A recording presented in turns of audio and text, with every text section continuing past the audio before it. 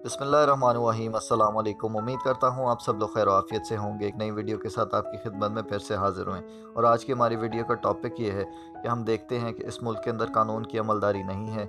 और कोर्ट साहब ने जो तकरीर की वो बिल्कुल दुरुस्त तकरीर थी। हमारा मुल्क का जो शुमार है वो दुनिया की वर्स्ट तरीन अदालतों में होता है। 126वें नंबर पर हैं हम दुनिया की वर्स्ट तरीन अदालतों के अंदर 130 में से।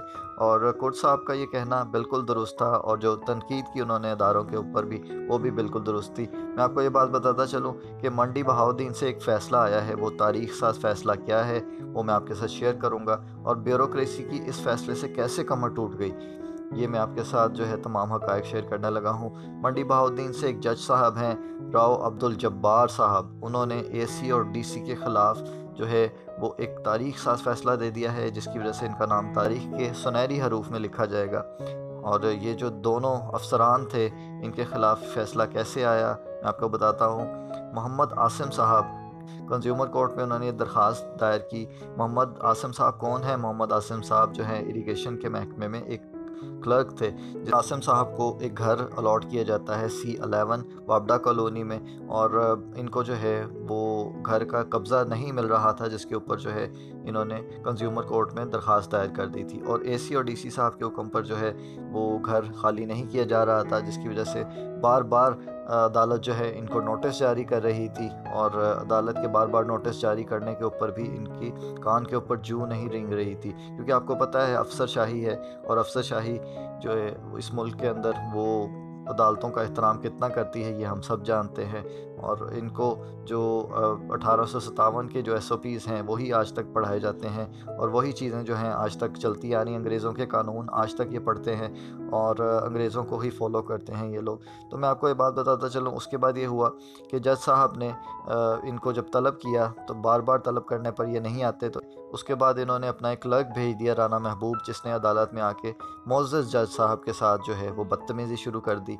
और उस बदतमीज़ी के नतीजे में जज साहब ने उनसे सवाल किया कि आप कौन हैं? तो पहले तो वो झूठ बोलते रहे कि मैं एक वकील हूँ। जब अदालत ने ये देखा कि ये शख्स झूठ बोल रहा है, उन्होंने फिर जो है सच बता दिया कि मैं क्लर्क हूँ।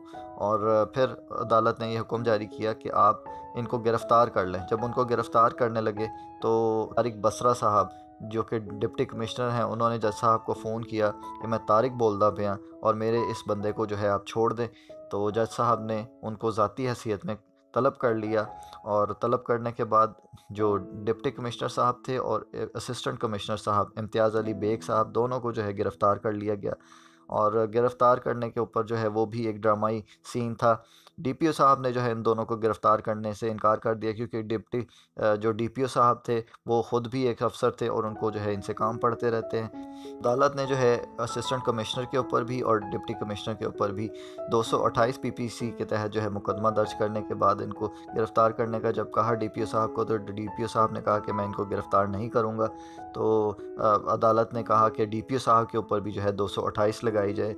और जब ये सुनना था कि DPO साहब ने इनको फ़ौरन गिरफ़्तार कर लिया, और उनको ये भी हदायत जारी की गई कि आपने जो है ये मंडी बहाउद्दीन के अफसरान हैं तो इनको मंडी बहाउद्दीन में नहीं रखना, ताकि इनका इन्फ्लुएंस जो है इधर बहुत ज़्यादा होगा मंडी बहाउद्दीन के अंदर। इसलिए इनको जो है गुजरात जेल है उसके अंदर रखा जाए, और इनको अब गुजरात की जेल में रखा जाएगा। और 3 माह की जो है इनको सज़ा सुनाई गई है।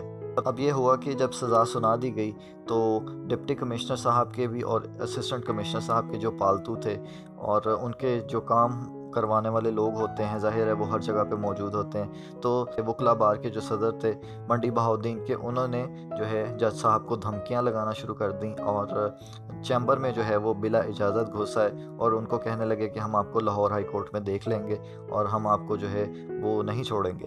तो इस वजह से जो है वो राव अब्दुल जब्बार साहब ने कोई भी प्रेशर नहीं लिया, और जो हक़ और सच की आवाज़ थी उसको बुलंद करते हुए इनके ख़िलाफ़ जो है वो फ़ैसला दे दिया। अब 3 माह के लिए जो है वो उनको सज़ा सुनाई गई है। लेकिन बेशक वो कल ही बाहर आ जाएंगे। हमें भी ये भी पता है कि उनकी जो ज़मानतें हैं वो बहुत जल्द हो जाएंगी, लेकिन उनकी जो ACR है वो भी ख़राब हो जाएगी, और उनको सारी ज़िंदगी याद रहेगा कि हमने जो है अदालती काम के अंदर कभी भी रुकावट पेश नहीं करनी है।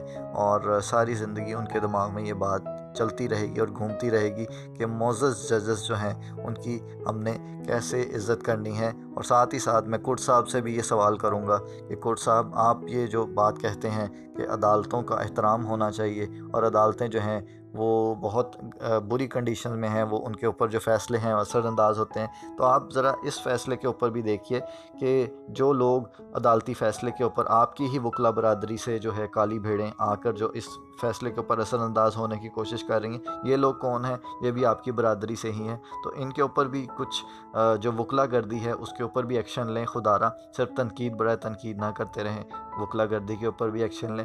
तो उम्मीद करता हूँ आपको ये वीडियो पसंद आई होगी। अगर हमारी वीडियो पसंद आई है तो हमारे चैनल को ज़रूर सब्सक्राइब कीजिएगा। अपना ख्याल रखिएगा। अल्लाह हाफ़िज़।